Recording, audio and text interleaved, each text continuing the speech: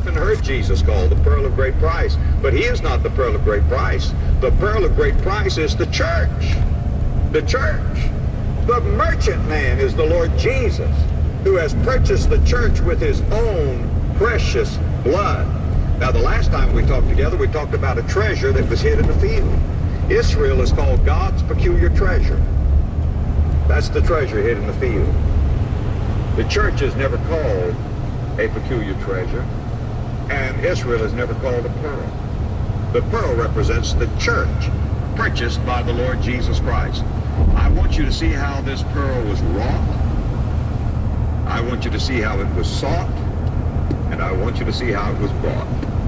And then you'll thank God for the wonderful salvation that we have in the Lord Jesus Christ. How is a pearl formed? How is a pearl wrought?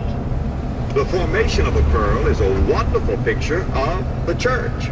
I did some research. I got the encyclopedia and read about pearls, and I found out that the best pearls come from the Persian Gulf. They come from a depth of about 150 feet beneath the water. They come from the seed pearl oyster. And the way the pearl is formed is that inside the clam there comes some impurity, some bit of dirt, some grit, some irritation, and it embeds itself in that living being beneath the ocean.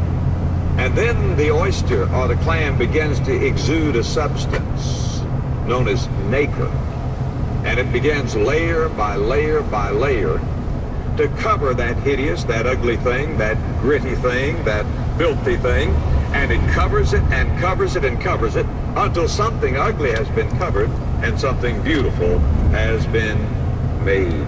And this pearl begins to grow and grow and grow. I also found out that a pearl is not like any other gem, because a pearl is made of something living. And also, a pearl cannot be divided. An emerald can be divided. A diamond can be divided. An opal can be divided. But you can't divide a pearl without destroying it. So now, I want you to notice how the pearl represents the church. First of all, it goes from guilt to glory. He has taken that grit, that grime that is there, and layer by layer he has covered it. He was wounded for our transgressions, and he has taken our guilt and he has clothed it with his glory. The church has gone from guilt to glory like a pearl. The church has gone from depth to height like a pearl. The pearl down in the bottom of the ocean has come now and has been brought up out of the troubled sea and has been made fit to be worn in the bosom of the King, to be on display in the glory. And we will shine forever in the glory. Having come from great depth, the church is going to great height. The church has been taken from darkness to light. You'll never find a darker place than inside an oyster at the bottom of the sea.